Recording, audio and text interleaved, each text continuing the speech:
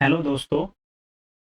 Microbiology एक scoring subject है, एक रैंक मेकिंग सब्जेक्ट है।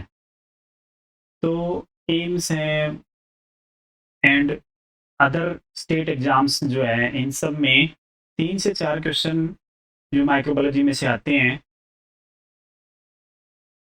क्वेश्चन तो सिंपल ही होते हैं, बट आप लोग जो है इसको थोड़ा सा कर नहीं पाते हैं। रीज़न क्या है? रीज़न ये है कि माइक्रोबायोलॉजी तो है, वो खुद से कोई पढ़ने की कोशिश करता है तो जो है वो ठीक से पढ़ नहीं पाता है, और जिसकी वजह से जो है रैंक जो है पीछे चली जाती है। तो मैं डॉक्टर राजेश आपको माइक्रोबायोलॉजी पढ़ने में आपकी काफ़ी जो है सहायता करूँगा। और इसमें जो है सबसे पहले मैं मेडिकल माइक्रोबायोलॉजी के बारे में बात करूँगा। मेडिकल माइक्रोबायोलॉजी क्या है? Medical microbiology is the branch of medical science that deals with study of micro organism. Virus, bacteria, fungi, parasites, ये सब क्या है? माइक्रो ऑर्गेनिज्म है। माइक्रो मतलब का माइक्रो वर्ड का मीनिंग ही माइक्रो ऑर्गेनिज्म। बायोलॉजी मतलब बायो मतलब लिविंग, लॉजी मतलब स्टडी।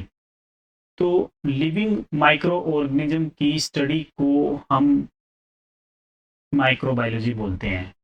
अब एक इम्पोर्टेंट बात ये है कि जो माइक्रोबायोलॉजी है उसमें उन माइक्रो ऑर्गेनिज्म की स्टडी करते हैं वो है जो डिजीज फैलाते हैं। अब नेक्स्ट बात करते हैं अपन क्वेश्चन की। क्वेश्चन क्या बोलता है कि the branch of medical science which deals with causative organism of diseases. अब कॉजेटिव ऑर्गेनिज्म ऑफ डिजीज क्या है? कॉजेटिव ऑर्गेनिज्म ऑफ डिजीज हमारा माइक्रो ऑर्गेनिज्म है, और माइक्रो ऑर्गेनिज्म की स्टडी किस में करते हैं? माइक्रोबायोलॉजी में करते हैं। तो अब हम जो है इसके अंदर नेक्स्ट पढ़ते हैं व्हाट इज पैथोजन।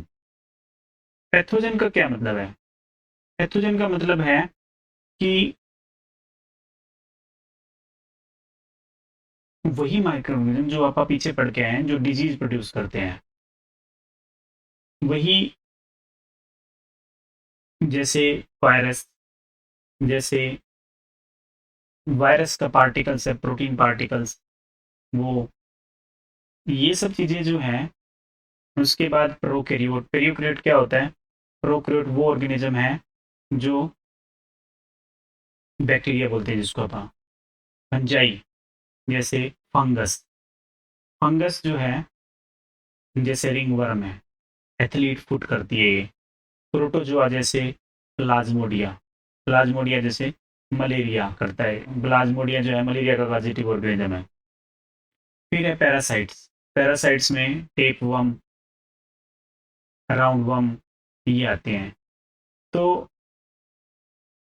अगला क्वेश्चन है pathologic organism in blood is called. देखो, पैथोलॉजी वर्ड का, पैथो वर्ड का मतलब है डिजीज, ठीक है। तो ऑर्गेनिज्म जो डिजीज यानी कि ऑर्गेनिज्म जो ब्लड में घुस के डिजीज फैलाए।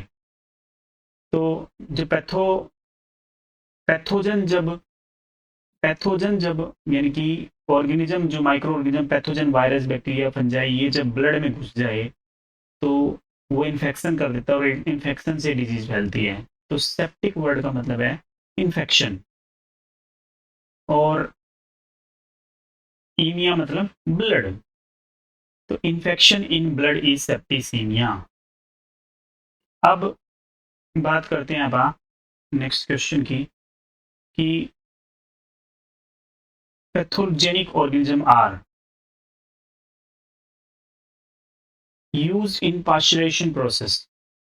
पाश्चराइजेशन प्रोसेस क्या होता है कि जिसमें अपन मिल्क की को हम एक तरह से सारे पैथोजेनिक ऑर्गेनिज्म को मार देते हैं। तो पैथोजेनिक ऑर्गेनिज्म का थोड़ी यूज करते हैं, उसमें तो हीट यूज करते हैं। हीट से पास्चुरेशन करते हैं हम। दूसरा, it is plenty more plentiful than any other type of organism. ज्यादा महत्वपूर्ण है और ऑर्गेनिज्म से ज़्यादा? नहीं, ये तो ऐसा तो नहीं है कोई। ठीक है, प्लेंटफुल तो नहीं है। इम्पोर्टेंट टू इंडस्ट्री, इंडस्ट्री में भी इम्पोर्टेंट नहीं है ये। Harmful to human, yes it is harmful to humans, क्योंकि पैथोजेनिक ऑर्गेनिज्म जो है बीमारी फैलाते हैं। फिर माइक्रोबायोलॉजी की वो ब्रांचेस के बारे में बात करते हैं। तो माइक्रोबायोलॉजी की ब्रांचेस जो है वो बैक्टीरियोलॉजी, बैक्टीरिया की स्टडी, वायरोलॉजी, वायरस की स्टडी, माइकोलॉजी, फंजाई की स्टडी, ये सब, और पैरासाइटोलॉजी, पैरासाइट्स की स्टडी, ये इन सब ब्रांचेज में हम बात करते हैं। तो बच्चों अब बात करते हैं फादर ऑफ माइक्रोबायोलॉजी। ये वेरी इंपॉर्टेंट क्वेश्चन है भाई। फादर मतलब जनक, माइक्रो मतलब माइक्रोबायोलॉजी का जो जनक, जन्मदाता कौन है? लुईस पास्टर साहब है। लुईस पास्टर सबसे पहले इन्होंने माइक्रोबायोलॉजी की स्टडी स्टार्ट करी थी, तो फादर है ये, इन्होंने से शुरुआत करी थी। अब लुईस पास्टर जो है, इन्होंने सबसे पहले क्या दिया? इन्होंने सबसे पहले दिया germ theory of disease. Germ theory of disease क्या है? ये देखो, लुईस पास्टर साहब से पहले जो लोगों ने कहा कि बीमारी जो है ना, वो डिजीज है ना, वो नॉन लिविंग थिंग से फैलती है। जैसे किस किस चीज़ से बताइए? किसी ने बताया कि ये जो है एयर से फैलती है, कोई बोलता है कि ये डस्ट से फैलती है, जिसका कोई मतलब नहीं था। पर लुईस पास्टर साहब ने कहा कि बीमारी जो है वो जर्म से फैलती है, तो इन्होंने जर्म थ्योरी ऑफ डिजीज दी। फिर इन्होंने प्रिंसिपल्स ऑफ फर्मेंटेशन बताया। फर्मेंटेशन क्या होता है कि किसी किसी भी चीज़ को फर्मेंट करके जो है वो नई चीज़ बनाई जा सकती है। बेकरी में यूज़ करते हैं, अल्कोहल शराब बनाने में यूज़ कर सकते हैं फर्मेंटेशन प्रोसेस। जैसे अंगूर का फर्मेंटेशन कर दिया, सेब का फर्मेंटेशन कर दिया, तो सेब की शराब बन गई, अंगूर की शराब बन गई। इस तरह से फर्मेंटेशन का प्रिंसिपल्स के बारे में किसने बताया? लुईस पास्टर साहब ने। फिर हम बात करेंगे पाश्चराइजेशन ऑफ मिल्क। मिल्क का पाश्चर, नाम से पता लगा, लुईस पास्चर। पास्चर मतलब पास्चराइजेशन ऑफ मिल्क, मतलब ये है क्या? मिल्क का पास्चराइजेशन, कि दूध में से सारे के सारे माइक्रो ऑर्गेनिज्म जो है, पैथोजेनिक माइक्रो ऑर्गेनिज्म, वो सारे मार देना हीट के थ्रू। तो पास्चराइजेशन ऑफ मिल्क है। फिर स्टरलाइजेशन टेक्निक जो है वो इन्होंने दी। स्टरलाइजेशन टेक्निक के बारे में बताया। स्टरलाइजेशन किस में करते हैं? हॉट एयर ओवन में, ऑटोक्लेव में, स्टीम स्टरलाइजर है। ये एक्चुअल में ये बनाया नहीं इन्होंने, इन्होंने सिर्फ टेक्निक के बारे में बताया, कॉन्सेप्ट दिया। बनाने वाले तो जैसे ऑटोक्लेव है, ऑटोक्लेव को किसने बनाया? चैम्बरलैंड साइंटिस्ट ने बनाया, चैम्बरलैंड ने। तो बट कंसेप्ट किसने दिया?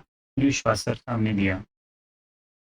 ही क्रिएटेड वैक्सीन फॉर, किसके लिए? कार के लिए, CAR, car car car car, cholera anthrax rabies, इसके लिए कोलेरा एंथ्रेक्स रेबीज की वैक्सीन बनाई इन्होंने। फिर लुईस पास्टर जो है वो क्वेश्चन में आता है कि किसके साथ एसोसिएटेड है विद ऑल एक्सेप्ट। तो भाई अभी आपको पता है germ theory, pasteurization, rabies, CAR, car, इसकी वैक्सीन दी थी। पर स्मॉल बॉक्स की वैक्सीनेशन से इसका कोई लेना देना नहीं है। तो एक्सेप्ट मतलब नहीं है, इनमें से नहीं है, ये पूछा इन्होंने। Who developed vaccine for rabies? Rabies यानी हाइड्रोफोबिया। हाइड्रोफोबिया मतलब पानी से, हाइड्रो मतलब पानी, हाइड्रो मतलब पानी, फोबिया मतलब डर। तो पानी से डरने वाली डिजीज कौन सी है? रेबीज है। हाइड्रोफोबिया मतलब रेबीज।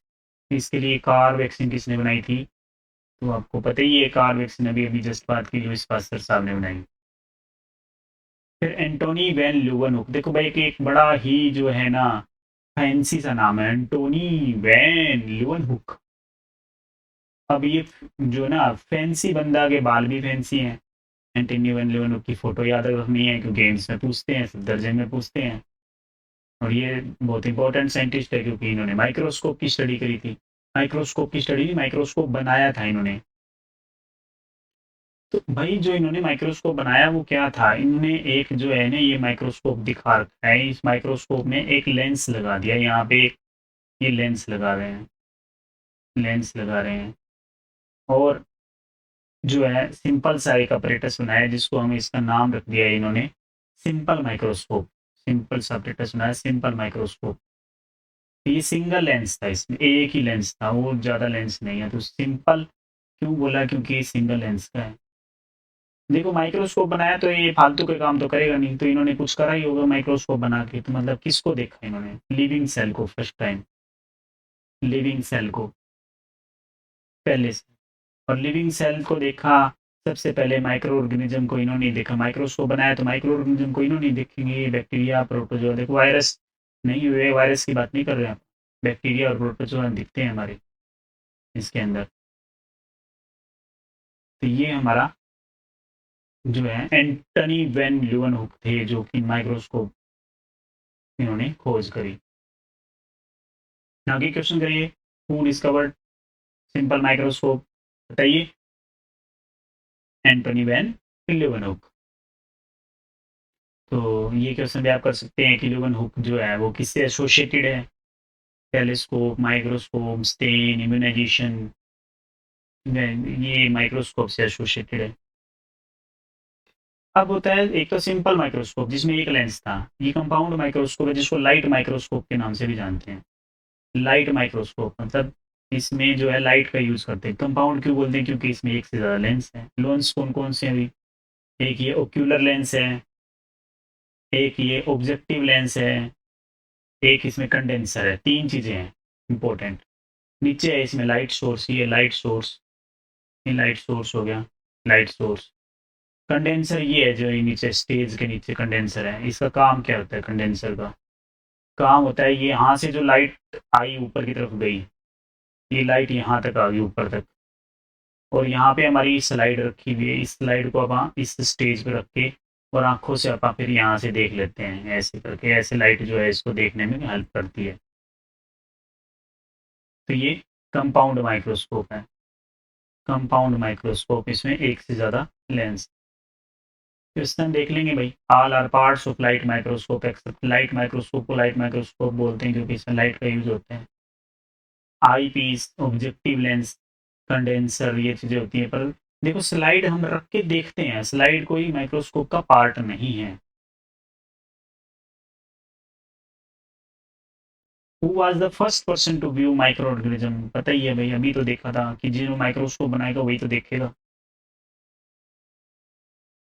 चलो, रॉबर्ट कोच।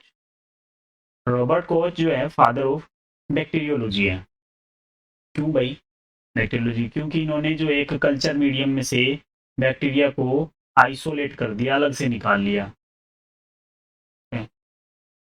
तो उनके मेथड बताइए भी कैसे कैसे अपन इसको अलग निकाल सकते बैक्टीरिया को। और डिस्कवरी भी की, कैट की डिस्कवरी की थी इसने। कैट मतलब वो कैट नहीं है, बिल्ली नहीं है, कैट मतलब C for cholera, A for anthrax, T for tuberculosis यानी टीबी, ट्यूबरकुलर बेसिलाई।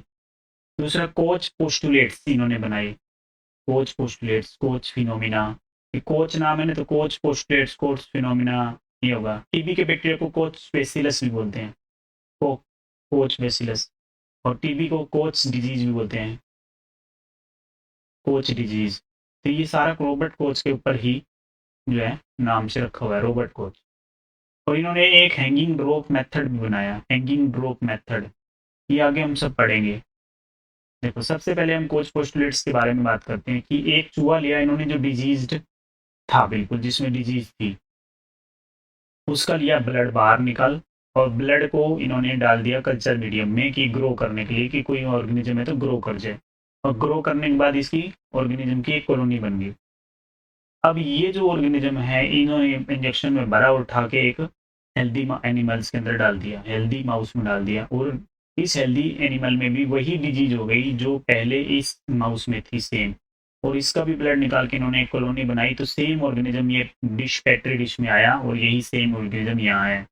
मतलब ये दोनों सेम है, ये और ये दोनों सेम है। तो मतलब कोच पोस्टुलेट्स कहता है कि जो डिजीज ऑर्गेनिज्म जो होता है, उससे जो ऑर्गेनिज्म को आइसोलेट कर सकते हैं हम, और उससे जो कॉलोनी होगी वो सेम कॉलोनी बनेगी जो अगर हेल्दी ऑर्गेनिज्म में भी वही अगर आप ये चीज़ डाल दें तो, वो पैथोजन डाल दें तो। हैंगिंग ड्रॉप टेक्निक क्या थी? Hanging drop technique is very interesting technique. इसमें क्या था, एक स्लाइड ली, इसके ऊपर वैसलीन लगा दी, ये वैसलीन लग गई, ये वैसलीन लगा दी, और ये कनकेविटी बन गई। अब इसमें कनकेविटी बन गई, थोड़ा गड्ढा सा बन गया स्लाइड में, क्योंकि चारों तरफ इसमें वैसलीन है, ऐसे इस फॉर्म में वैसलीन है, ये वैसलीन है। तो अब क्या है, इन्होंने एक कवर स्लिप ली। कवर स्लिप एक स्लाइड के ऊपर ढकने के काम आती है, प्लास्टिक की होती है। इसके नीचे एक ड्रॉप ऑफ लिक्विड जिसके अंदर बैक्टीरिया है वो लटका दिया, और इसको फिट कर दिया इसके ऊपर, वैसलीन के ऊपर, ताकि ये बिल्कुल फिट रहे। अब माइक्रोस्कोप के स्टेज के ऊपर इसको देखेंगे, नीचे से लाइट पड़ेगी, ऊपर से हम देख रहे हैं, तो बीच में बैक्टीरिया दिख जाएगा, सेल दिख जाएगी। तो सेल की स्टडी, लिविंग सेल्स की स्टडी, लिविंग सेल की स्टडी करने के लिए वेरी स्मॉल ऑर्गेनिज्म की अपने हैंगिंग ड्रॉप टेक्निक लगाई। अब देखो क्या है कि क्या सीधा सीधा नहीं देख सकते थे क्या, सीधा स्लाइड पे रखा और ऊपर उठा के देख लिया। तो देखो स्लाइड के ऊपर जब भी किसी माइक्रो ऑर्गेनिज्म को देखना होता है तो उसको हम स्टेन करना पड़ता है, सबसे पहले स्टेन, ताकि वो उसमें रंग लग जाए और वो दिख जाए। तो स्टेन करने में जो सेल मर जाता है, बैक्टीरिया मर जाता है, तो इन्होंने लिविंग ऑर्गेनिज्म को देखने के लिए हैंगिंग ड्रॉप टेक्निक का यूज किया। अब क्वेश्चन है, माइकोबैक्टीरियम ट्यूबरक्लोसिस कोलेरा C80 कैट की डिस्कवरी किसने की थी? तो आप बता सकते हैं रॉबर्ट कोच साहब ने की। फिर नेक्स्ट आता है जॉन स्नो। जॉन स्नो 1854 के अंदर क्या है, 1854 के अंदर जो है इंग्लैंड के लंदन में सभी लोगों को, बहुत सारी कम्युनिटीज के अंदर वाटरी डायरिया, वोमिटिंग और डिहाइड्रेशन की समस्या होने लगी। तो एक एपिडेमियोलॉजिस्ट थे जॉन स्नो नाम के, जॉन स्नो। इन्होंने देखा कि वो सभी लोग एक कुएं का, एक ही सोर्स का पानी पी रहे हैं, एक हैंडपंप का। तो वहां से इन्होंने आइडिया लिया कि भाई कोलेरा जो है, इसका नाम दिया इन्होंने कोलेरा, ये डिजीज का। और कोलेरा जो है वो वाटर से फैलता है, ठीक है। तो पॉजिटिव ऑर्गेनिज्म इस वाटर में ही है, ठीक है, लिंक है कोलेरा का, पॉजिटिव ऑर्गेनिज्म। ये बैक्टीरिया जो है इस वाटर में है, तो यहाँ से नोजिया, वोमिटिंग, डायरिया और डिहाइड्रेशन हो जाता है। फिर हम कुछ इंपॉर्टेंट डिस्कवरीज पढ़ेंगे। इंपॉर्टेंट डिस्कवरी क्या है, ये पढ़ चुके हैं हम, Lewis pasture, father of microbiology. अगर लुईस पास्चर चॉइस में नहीं है तो ल्यूवन हुक आंसर कर देंगे हम, father of microbiology. Father of microscope, microscope अभी बताया मैंने, माइक्रोस्कोप फैंसी फैंसी बंदा एंटनी वन ल्यूवन हुक ने करा। तीसरा, father of bacteriology, bacteriology, bacteria को आइसोलेट करने के मेथड किसने बताए थे? रॉबर्ट कोच ने। कैट डिस्कवरी, तो कैट bacteria discover. Father of chemotherapy, chemo मतलब केमिकल, थेरेपी मतलब इलाज, तो केमिकल से इलाज किया सबसे पहले। कौन सा केमिकल? आर्सेनिक केमिकल लिया इन्होंने। कौन था वो इलाज करने वाला? पॉल एरलिच। क्या क्या केमिकल लिया इन्होंने? आर्सेनिक लिया। इसके लिए इलाज किया सिफिलिस। सिफिलिस क्या होती है? सिफिलिस एक डिजीज है जो सेक्सुअली ट्रांसमिटेड डिजीज है। पेनिस के ऊपर जो है अल्सर्स बन जाते हैं इसमें, और जो है पूरी बॉडी में भी फैलने लगती है फिर ये। तो इसके इलाज के लिए इन्होंने सिफिलिस को यूज किया, एक गोली की तरह काम किया, मैजिक गोली की तरह, मैजिक बुलेट की तरह। इसलिए इनका नाम ही जो आर्सेनिक का है वो डॉक्टर एरलिच मैजिक बुलेट रख दिया गया। तो फादर ऑफ कीमोथेरेपी। फिर father of antiseptic surgery, Joseph Lister साहब ने एंटीसेप्टिक सर्जरी का फादर कहा जाता है ना। क्यों? क्योंकि देखो पहले जो है ना बीटाडीन नहीं था, बीटाडीन तो बाद में आया ना। पहले इन्होंने, जोसेफ लिस्टर ने कार्बोलिक एसिड यूज किया एज ए एंटीसेप्टिक, ताकि ऑर्गेनिज्म को मार दे, कम कर दें इसको। तो use carbolic acid during surgery, ना कि Betadine. Carbolic acid is very very important. Joseph Lister साहब ने एंटीसेप्टिक सर्जरी के बारे में बात की है। अलेक्जेंडर फ्लेमिंग, अलेक्जेंडर फ्लेमिंग जो है, उन्होंने पहली एंटीबायोटिक बनाई। ये बहुत ही योग्य वैज्ञानिक था। इन्होंने आज जितनी भी एंटीबायोटिक आप ले रहे हैं, अगर ये पेंसिलिन ना बनाई होती तो अलेक्जेंडर फ्लेमिंग ने, तो हम जो है वो ठीक नहीं हो रहे होते, क्योंकि हम एंटीबायोटिक के बारे में जानते ही नहीं थे। तो नोबेल प्राइज मिला इनको, इनको नोबेल प्राइज मिला, योग्य पुरस्कार थे मिला। और ये एम्स में पूछा हुआ क्वेश्चन है कि कौन सा साइंटिस्ट ऐसा है जिसको नोबेल प्राइज मिला इनमें से चार में से, तो अलेक्जेंडर फ्लेमिंग आंसर था उसका। फर्स्ट एंटीबायोटिक पेनिसिलिन बनाई थी। तो अगर क्वेश्चन आया था कि फर्स्ट एंटीबायोटिक कौन सी थी, तो आंसर है पेनिसिलिन। किसने डिस्कवर किया था, अलेक्जेंडर फ्लेमिंग ने। नोबेल प्राइज किसको मिला, अलेक्जेंडर फ्लेमिंग को मिला। एडवर्ड जेनर, अभी देखिए आप, ये एडवर्ड जेनर जो है, एडवर्ड जेनर जेनर इन्होंने क्या करा, इन्होंने वैक्सीन बनाई, पहली वैक्सीन। स्मॉल पॉक्स एक डिजीज थी, देखिए जो है 100-150 साल पहले एक बीमारी आई थी, स्मॉल पॉक्स। बहुत ज़्यादा लोग इससे मरने लगे थे, 3 में से 1 लोग मर जाता, जैसे कोविड-19 आया इसी प्रकार स्मॉल पॉक्स आई थी, और खतरनाक तरीके से फैली थी पूरे वर्ल्ड में ये। तो एडवर्ड जेनर साहब क्या देखते हैं, इन्होंने क्या खबर सुनी कि जब स्मॉल पॉक्स फैला हुआ था तब गांव, जो गाय का जो दूध निकालने वाले मिल्क मेड होते हैं, उनको भी एक बीमारी फैली, उसका नाम था काउपॉक्स, स्मॉल पॉक्स की तरह काउपॉक्स। और जो दूध निकालने वाले बंदा था उसको इन्फेक्शन हुआ उस काउ से, और हाथों पे और मुंह पे जो है रैसेज हो गए, और गाय के पूरे शरीर पे जो है ये रैसेज वाला मटेरियल, सारे रैसेज हो गए। तो जो लोग जो बंदे गाय का दूध निकालने वाले थे उनको स्मॉल पॉक्स नहीं हुआ। अच्छा, अब इनके कानों तक बात पहुंची एडवर्ड जेनर, इन्होंने क्या करा, गाय का वो जो है वो मटेरियल लिया और एक बच्चे में इंसर्ट कर दिया, इंजेक्शन लगा दिया उस, तो उस बच्चे को सिर्फ काउ पॉक्स के सिम्टम आए और स्मॉल पॉक्स नहीं हुआ। इस तरह से डिस्कवरी हुई स्मॉल पॉक्स की वैक्सीन की, काउ पॉक्स के वायरस से। इस तरह से ये इंटरेस्टिंग स्टोरी आपको याद रखनी है कि एडवर्ड जेनर साहब ने ऐसे वैक्सीन की डिस्कवरी की थी। फिर एक इलेक्ट्रॉन माइक्रोस्कोप के बारे में जानते हैं कि भाई कंपाउंड माइक्रोस्कोप में तो एक दो लेंस होते हैं, पर इससे अंदर का स्ट्रक्चर थोड़ी देख सकते हैं सेल के। फिर नोल एंड रस्का ने इलेक्ट्रॉन्स की सहायता से, कंप्यूटर की सहायता से एक इंस्ट्रूमेंट बनाया जिसको इलेक्ट्रॉन माइक्रोस्कोप बोलते हैं, और उससे हम किसी भी सेल के अंदर झांक के देख सकते हैं, किसी भी स्मॉल ऑर्गेनेली के अंदर झांक के देख सकते हैं कि इसमें है क्या। माइकोबैक्टीरियम ट्यूबरकुलाई, माइकोबैक्टीरियम ट्यूबरकुलाई क्या है, अभी पढ़ा था आपने, कोच बेसिलाई है। और इससे कौन सी डिजीज होती है, कोच, एक्चुअल में कोक्स डिजीज बोलते हैं इसको, कोक्स डिजीज, कोच साइंटिस्ट का नाम है, कोक्स डिजीज बोलते हैं उसको। माइकोबैक्टीरियम लेप्री, देखो ये भी माइकोबैक्टीरिया है, और ये लेप्री मतलब लेप्रोसी, लेप्रोसी मतलब कुष्ठ रोग। कुष्ठ रोग किसका रोग है, चमड़ी का, स्किन का, पिगमेंटेशन, अलग अलग तरह की जो है ना धब्बे बन जाते हैं इसमें, धीरे धीरे जो है पूरा शरीर खराब हो जाता है, और फिर लास्ट में नर्व्स खराब होने लगती है। हैंसन्स बेसिलाई बोलते हैं, और इस डिजीज को, लेप्रोसी को, कुष्ठ रोग को हैंसन्स डिजीज के नाम से जानते हैं। हैंसन्स डिजीज, लेप्रोसी को बोलते हैं, हैंसन्स का बैक्टीरिया हैंसन्स बेसिलाई हो गया। उसके बाद कोराइनी बैक्टीरियम डिप्थीरियाई जो है वो लोफलर बेसिलाई बोलते हैं। कैसे याद रखेंगे, डिप्थीरिया क्या है, गलघोटू, गलघोटू कौन घोटता है गला, लोफर, तो ये नाम वर्ड जुड़ता मिलता जुलता है, लोफलर, लोफर गला घोटने वाले डिप्थीरिया गलघोटू को फैलाता है, तो लोफलर बेसिलाई। क्वेश्चन है इस पे, corynebacterium diphtheriae is also called Loeffler bacillus. ये आसान है, कोई मुश्किल नहीं है।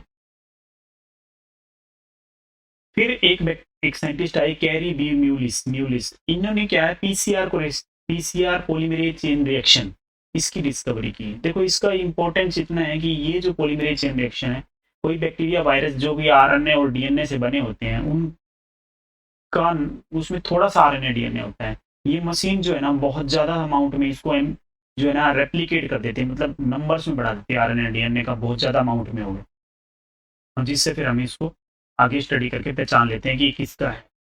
तो म्यूलिस साहब थे, इन्होंने पॉलीमरेज चेन रिएक्शन जो है वो उसकी डिस्कवरी की थी। फिर एक साइंटिस्ट आए जो है सर रोनाल्ड रोस, इन्होंने मलेरिया की साइकिल की, मलेरिया फीमेल एनोफिलीज से फैलता है, और ये जो है इसमें फीमेल एनोफिलीज में प्लाज्मोडियम होता है, वो फिर प्लाज्मोडियम जो है सलाइवरी ग्लैंड तक आता है और डंक मारता है तो दूसरे ऑर्गेनिज्म में फैला देता है। इस तरह से एक साइकिल बन गई। तो सर रोनाल्ड रोस ने एक साइकिल डिस्कवर की मलेरिया की, फिर वो साइकिल नहीं है फैलाने वाली, ये मलेरिया साइकिल है कि कैसे कैसे फैलता है।